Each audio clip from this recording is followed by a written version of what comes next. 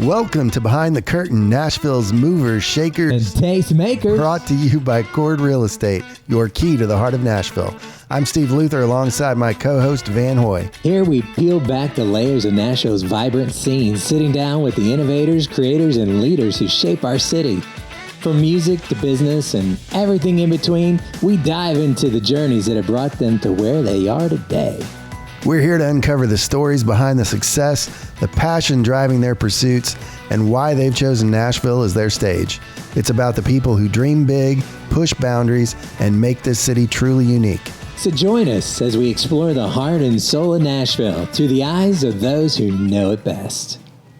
All right, joining us today on Behind the Curtain, Nashville's movers, shakers, and tastemakers is Pishoy Zaki, the Chief Relations Officer at Global Wealth Syndications. Pishoy embodies the spirit of innovation and strategic growth in the realm of private equity, with a focus on M&A transactions, fuel, gold, and the import-export of essential commodities like milk, sugar, canola oil, and beef.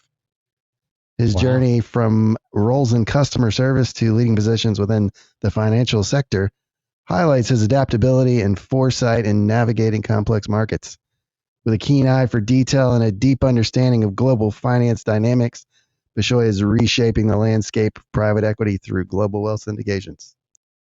That sounds impressive. Thank you. From right here in Nashville. Yep, right here, hometown. Yes. Man. So let's just start off with an easy one, because I'm sure a lot of people are like, well, what is private equity? What does that even mean? Yeah. So private equity, a lot of people get private equity and venture capital confused. Right. Private equity, when you look at the sector, we don't focus on just money injections. So a lot of companies and startups, all they're looking for is, capital injections to help them with marketing, to help them with scaling their businesses, or to help them find leasing places or whatever it is. In private equity, we look at the whole business as a whole. So we look at, yes, the money that needs to be capitalized and injected into the company, but we also do consult on restructuring either their marketing strategy or scaling or finding new business opportunities, new business, strategic advisement, basically. So you get involved. Yeah. And so we don't just venture capital. Really, all they do is they really just focus on money injection. Private equity, we really do focus on, again, the gold transactions, the fuel transactions, the M&A transactions, reverse pipes, so taking companies out from public back to private or from private to public. So we do everything basically as a whole, and we look at everything as a whole instead of just the money side of things. So I normally would think of somebody in this position as like an older person, like that's been around the block a while. What are you trying to say? You're a young guy. Yeah. Are you ageist? No, I'm not ageist. I'm just saying it seems unusual to me for such a young guy to be involved with an equity firm, private equity firm. I find that very interesting. Yeah. Has it just been, what kind of led you to the path of getting into that? Yeah. So it wasn't something that I was like, when I was 15, I was like, oh, I want to get into private equity. That's my dream. My dream was to always be financially free. That was just always a dream. Because you grew up here in Brentwood, right? Well, I grew up actually, my parents, when they came from Egypt, we first started in Millwood and Antioch, and then we moved to Mount Juliet, and then from Mount Juliet, we moved to Brentwood. So I've seen my parents go from, little to nothing to, my dad getting his MBA and then getting a step up at his job. And then American dream. Yeah, absolutely. So, come here from somewhere and make it. Exactly. And so I wanted to follow my dad's footsteps. He's one of the greatest people on earth. And, back to the whole age thing. It came from me when I first started living in Brentwood and seeing everybody with their supercars and all these nice houses. And we weren't, I guess, saying having 3 supercars in our garage starting with. We do have great cars. We have a great lifestyle, but it almost made me feel somewhat like, kind of mad. Like, how could somebody have a $400,000 car on the street? And it's just like, how do they do that? And that really started to, make me feel really optimistic about how do these people really do that? It's not like some people, they get it from their trust fund or this or that, but mostly the majority of people around here really grinded very hard for their American dream, and they're big time CEOs or they're very high up in their jobs. Right. And that's what kicked me off when I started networking at a young age, figuring out that these guys really saw a lot in me. And it gave me the fire to keep going at a young age and to be at this moment that I am right now. So you were exposed to opportunities. I had to be exposed. I mean, when you're on the Right. street, when you're going to car meets, especially Lamborghini Bulls and Bagels, that's a spot. I mean, Oh yeah. a lot of people are like, where do you find these people? There's literally events Oh yeah. that all these supercars go to. That's There's right. Cars and Coffee. There's networking events at the Virgin Hotel. There's there's so much things you Yeah. can do, especially just being here right now. That's essentially me networking with you guys, figuring That's out what you right. guys do, what I do, and the viewers for sure, telling them what I do. That's the area that we live in. That's why Nashville is one of the greatest areas to be in for sure. There's I'd like a to say that. there's a very old adage, probably older than you are. Yeah, It's My shoes are older than he is. your network equals your net worth. absolutely, It's all about Very the good. connections you can make. absolutely. And you seem to have made a lot of really amazing connections in a very short amount of time. Yeah. I mean, how did you figure out how to go about doing that? And how did you get plugged in to some of these events that you're talking about? Yeah. So Doesn't it go back to Chipotle? yeah, it does go back. Hey! So I worked. So I went to Ravenwood High School. That was my high school that I went to, and a buddy of mine, his name is Mina, introduced me to a job because I really was just going after business, trying to drop ship and do stocks and do this and that. And I just failed and failed and failed. He's like, just come get a job with me, you know. So I got a job at Chipotle, and I was in the back sometimes, but I was mostly on the front. And the reason why my GM put me on the front, I was super good with people. If the line was slow, I was still interacting with customers and telling them, hey, we'll be right with you and all that good stuff. And then I got moved to the cashier, which was my favorite spot because I can have real conversations now. I'm not always putting the bowl in, Right. beans, the chicken. I'm more focusing on the price, right? Yeah. People at Chipotle, I learned in sales because I used to work in sales, door to door, which is one of the hardest things you could do, is Wow. learning objection and understanding people's guards, if they're up or if they're down. And if you're at Chipotle, your guard is fully down. You're hungry. You want to eat. So you're Right. interacting, unless you're hangry. I've dealt with those people. When I was at the cashier, I used to, see people wearing a Rolex, or I'd look out the window and I see them pull up in a Lamborghini, and I would basically kind of take a picture with my eyes and be like, okay, when this guy gets a cashier, I'm going to ask this guy and say, hey man, I love your car. What do you do for a living? Sure. And there's this famous guy on TikTok. His name is Daniel Mack. Oh yeah. And he goes around asking supercar owners, what do you do for Sure. work? What do you do for work? And I thought it was the most cliche thing ever, but He's made a whole career doing that. exactly. That's literally what he does Yeah. for work. And so when I started doing that to people at Chipotle, I met people like William Barron. I met people like Andrew Kramer. I met people, all these great guys, and I just asked them what they did for work. But what I made sure I did is got their phone number, so that after I got off the shift, I'd say, hey, William, love that conversation we have. I'd love to extend the conversation for coffee tomorrow at 8 a.m. Wow.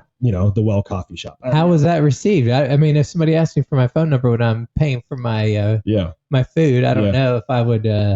Maybe I might give you my card. Yeah. I mean, that's possible. Listen, Yeah. there's been a lot of people, I will say that You charmed them. it's not the easiest to just get somebody's phone number. Yeah. Work. It's hard.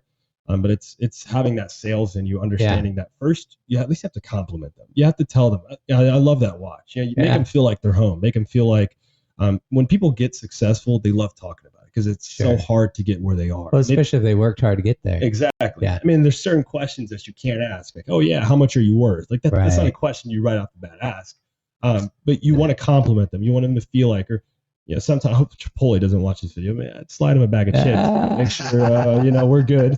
But yeah, Like they needed some free chips, Yeah, but they yeah. appreciated it, I'm sure. it was definitely a challenge. But when I started at Chipotle, it was understanding that I was getting the job done, but I was also doing what I loved, which was talking to people. I really never thought it was going to turn into a business at that point. But after I sat down with these people, I couldn't tell you the amount of industries that are in my phone, from artists to bankers to singers to actors to real estate. It goes down the list. And You were networking. yeah, absolutely. So Do you feel like being in Nashville has helped with that? Because I feel like Nashville, maybe because of the music industry, it's a lot more collaborative here than I've experienced. I grew up in Houston. I lived up in Maryland for a while. There's a different environment here. I think lends itself. People are friendlier. The true There's South more here. conversation. Has that been a factor, do you think? Yeah, absolutely. I mean, this is definitely not an area like it is Miami or California, where people are more to themselves and they're more influencers. And no offense to them. I mean, I'm the first person to like their videos on the internet. You pulling up with the red McLaren or Lamborghini, I'm liking the video. People around here, though, are more family oriented, and they have kids and they want to see their kids grow. So, and they're also people that grinded their whole lives. And this area is not a cheap place to live in. I mean, it's definitely rising. So it's an area that takes in people that work very, very hard for their money, and they deserve to, live in a beautiful 15,000 square foot mansion. I mean, they work their whole life. So Nashville, we get the term the volunteer state of Tennessee. I could tell you this is the truest statement around here in Nashville. People will help you. If you genuinely seek help, whether it's in anything, in spirituality, in mental health, or in money, or in school, or in education, that's right, or real estate, or anything, people will give you the time of day. Yes, there are some people that are ignorant and they're to themselves, and that's fine. We just move on with our lives. That's how Steve and I met, working in a nonprofit, doing some things and volunteer. Yeah, and so Nashville, I could tell you, I don't want to move out of here, and I might have to relocate maybe to New York for work or whatever, or have multiple locations. Yeah, but this will be where I grow my family. It's good. Yeah. So, Global Wealth, you guys do a pretty wide array of transactions. There's a pretty diverse range there. Yeah. How do you manage the complexities of all of that? What's the skill set to do what you do? Yeah. So first, when it comes down to it, you have to find the other piece of the transaction. So you can't just start and say, I do gold and I do fuel. Well, it's not like I do fuel. It's not like I house the fuel. I have people that do fuel, right? I have people that own refineries. I have people that, have these big oil rigs in the ocean, and they dig and they find it, and then they, extract it, and then they refine it, and then we go find buyers for it. It's through the networking game where it got me to the point where I can say I can do transactions like that. I know people that have gold mines. I know people in Kenya that have this. I know what areas to stay away from. I know where the scammers are at. I know where the legit people are at. I know Brazil got sanctioned for things. It's all about just networking and doing that. But the biggest part about, Global Wealth Syndications is its organization. We have a CRM system, which I think everybody has to have a CRM system. We use Wealthbox. I think it's the best thing ever. We put all of our deal flow in there, put all of our contacts in there. And anytime we update something, everybody gets a notification about it and what the next step is and what to do after that and what's the goal at the end. Private equity is one of those things where you throw so many things at the wall and only 3 will stick, and then you make your money and you move on. We're trying to change that industry. We want to be able to, when some client comes to us and says, I want to restructure my business. I want better marketing. I want injection of capital. I want venture debt. I want a loan. I want an asset-based lending loan or something. We want to focus on that client. No matter how much we have on our plate, we will make time for that. And that's why I truly am happy every morning to wake up, to go to work, because I know I'm helping somebody with their American dream. Sure. So what's your role in all that? I see your official title is Chief Relations Officer. I'm the Chief Experience Officer here at Core Real Estate. So tell me, what does a Chief Relations Officer do?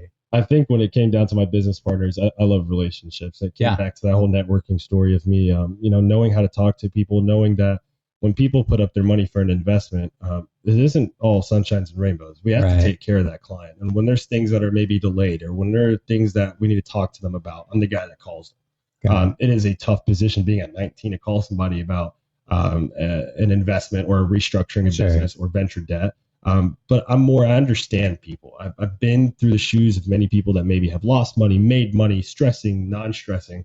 And I understand the exact words and how to phrase, how to speak to these people. So getting the title Chief Relations Officer, it's just more dealing with relationships. So connecting people together. My business partners would bring me let's just say a dairy farm. And I would go out, I'd go on LinkedIn, and I'd go find vendors from Restaurant Depot. I'd go find the sales reps. I'd go message them. I'd set up a meeting on Google Meet. I'd talk to them first, and then I'd bring them to the table. That's basically my role in the whole thing. And I almost guarantee my business partners, once you put me in front of a person, I will close them right at the table. I mean, it's just, I take no for, I can't walk away knowing that I missed something. I will always come prepared to a meeting. Unlike this, it's kind of more like a free ball type of thing, which is awesome. I love these things too. But I have to make sure I do my due diligence on absolutely everything. I'm the first guy to be like, Pishoy, are you sure this guy's legit? And if I give them a yes, they will go in blindly with me saying yes, because they trust me. And I have to keep that integrity, and I have to keep that reputation, especially around town. It's a small town, but once you work hard and people trust you, it's very easy to get in the door. Oh yeah.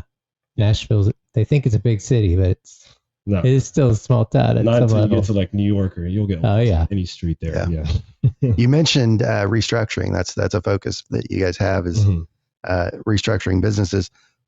What are some of the common challenges that lead someone to approach a private equity firm to reach out to you guys? Like what kind of things are they typically going through that you guys can step in and help with? Yeah.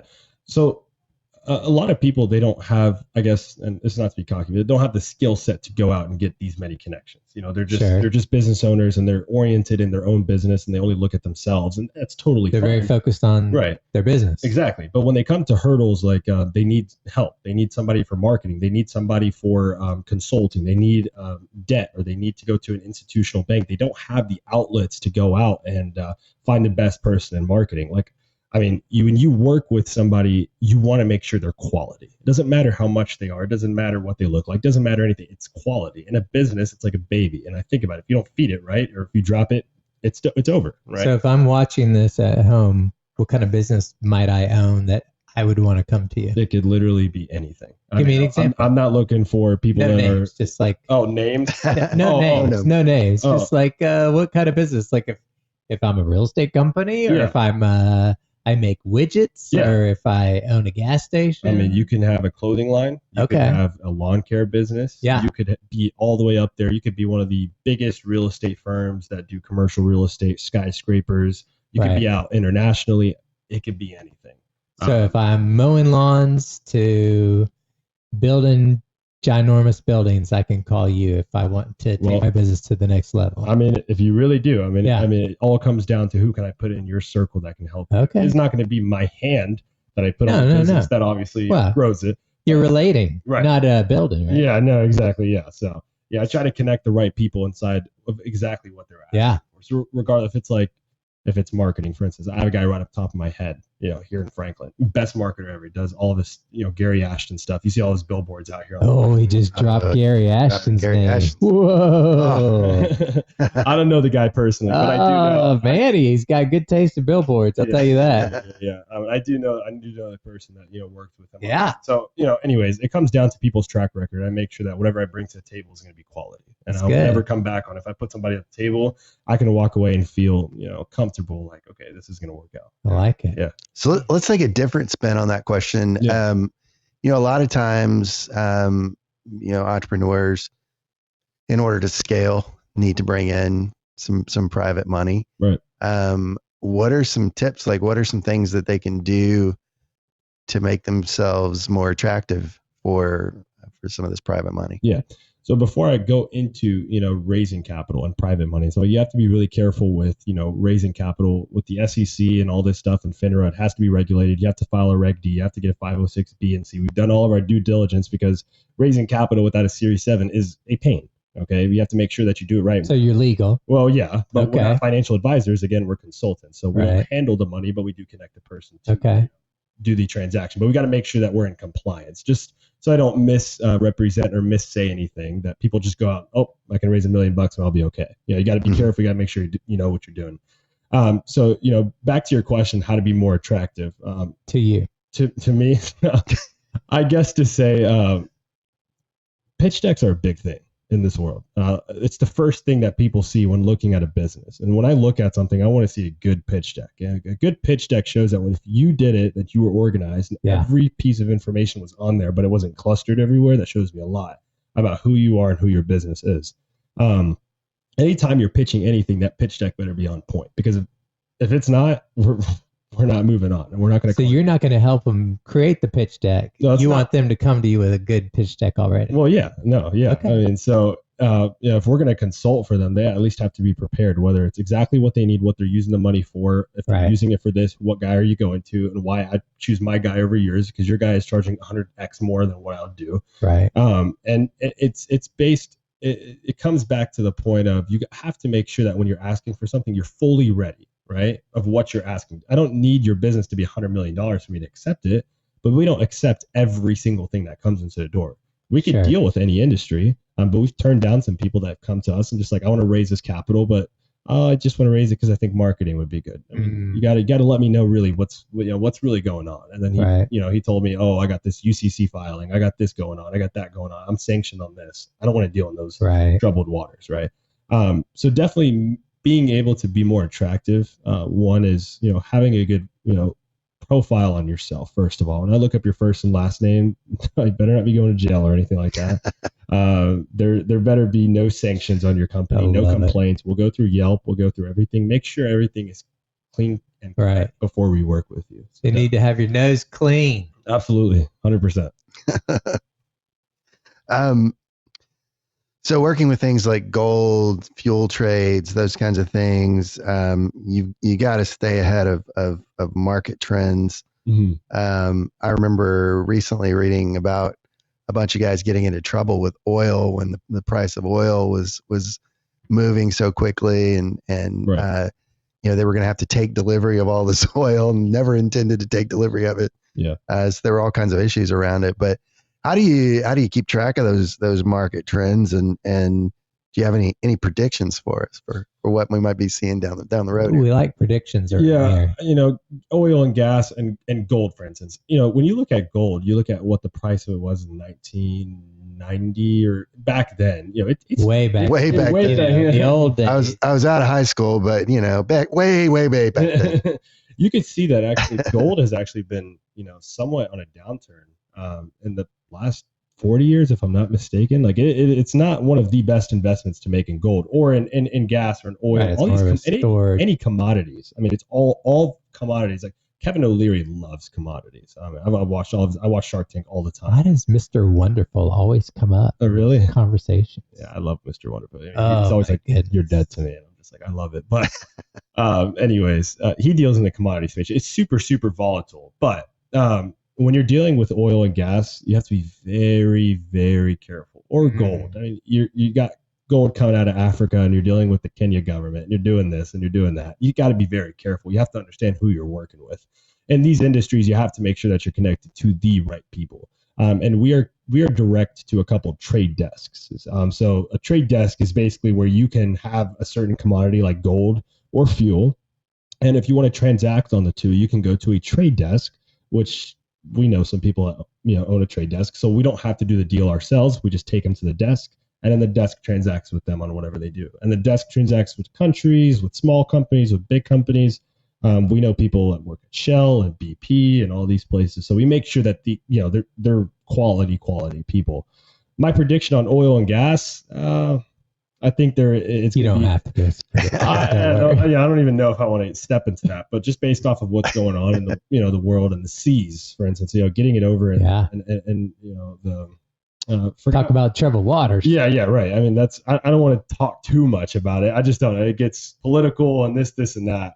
But I do think that the supply and demand is a big part of the price of oil and gas, and especially transportation. When you're wanting to find tanks to put those in and storage, it comes down to the smallest amount of stuff to tell the price of gas and oil. So, yeah.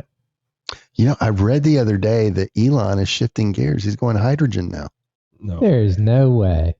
I don't know if that was legit or not, but that's what I saw. You're not going to be driving around on some hydrogen bomb. It's I don't know. I don't see it. But hey, it's Elon though. It's Elon. Well, I wouldn't put anything past him. It's kind of like betting against Steve Luther. I wish I could remember where I read it, but it had to do with issues with battery production and disposal of the batteries once they're spent. Don't get me started on that. Yeah, there was. I don't know if it's legit or not. You never can tell until it actually comes out. But yeah, that was the talk. Is now he's kind of shifting into hydrogen, which let's wait till he has his trucks out there and they're working properly. I think they've got one here in Nashville now. I'm pretty sure I saw a video at the Cars and Coffee. Somebody pulled up with a Cybertruck. Oh, yeah. I just got back from LA. My son, he saw two. I'm like, why didn't you point it out? I wanted to see it. Yeah. That's a couple of them. It's like a DeLorean from my childhood, up in the air. Yeah. No, they're huge. I heard they're pretty big. Yeah. Gotta love it. Gotta love it. So a lot of intricacies around M&A transactions.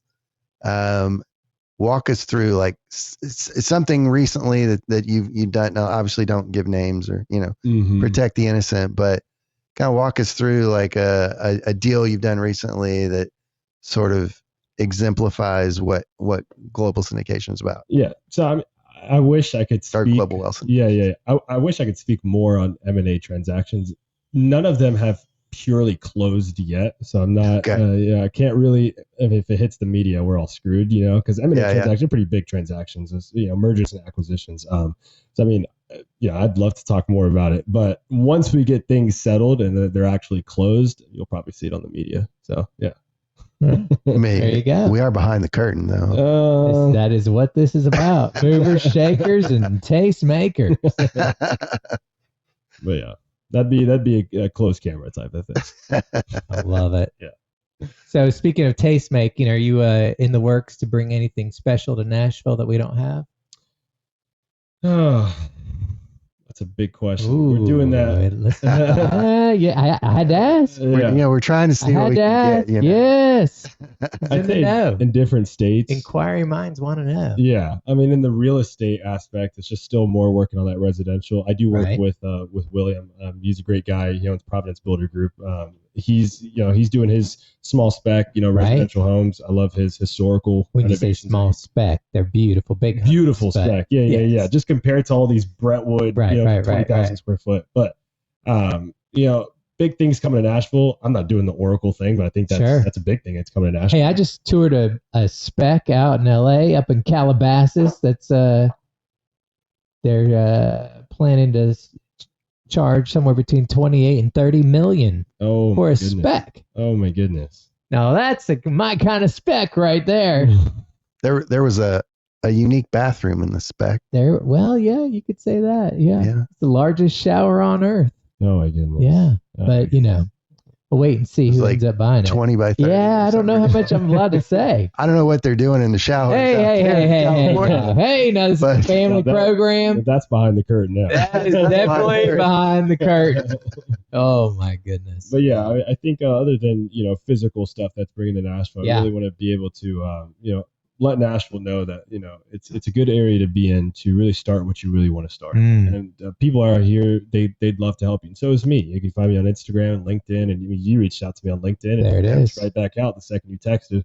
And I'm willing to do that for a lot of people, unless I'm not having 100,000 people coming to me. Right. I don't want to be the famous guy. I don't want to be a celebrity. I just want to be the guy that's just like, Pishoy, that guy. Making it happen. Good businessman. He's a good businessman around Nashville. But I want that rep around everybody here in Nashville. So if it's something I'm bringing new, I want to build kind of like a team of young guys that really want to go attack it, not just talk about it, but really act upon it. And I've seen guys in high school, go down and go up, and football guys and basketball guys, and people that dropped out and stuff. I know them all, and I want to be the first guy that helps them, regardless if they're going. Well, you've obviously had mentors who brought you on and absolutely brought you into this company, and you're shining, and so sounds like you're open to mentoring others. Yeah, absolutely. I mean, I'm no more than anybody else. I didn't start with money. I didn't have the connection in my back pocket that I just pulled out and it was perfect. And some people I watch on podcasts like, 9-to-5s are terrible jobs and all this stuff. You have to go work a 9-to-5. You have to understand how hard it is to make that $16 an hour. But you have to always understand too that time is money. Right? When I was sitting there at Chipotle making $16 an hour, was I looking at $16 or what can I truly do in that hour? Right? When I was working, I can make $16 and I can make another connection. That's $1 million connection right there. I already knew that I was going to make. It was $1 million connection for you. Yeah. I mean, anybody can make anything out of anything. That's good. It doesn't matter if you're in music, if you're in, entertainment or real estate. Sure. You got to make it work. You have to figure out a way to make it. And don't ever, be comfortable. If I was comfortable at Chipotle, I wouldn't be here right now. I wasn't comfortable.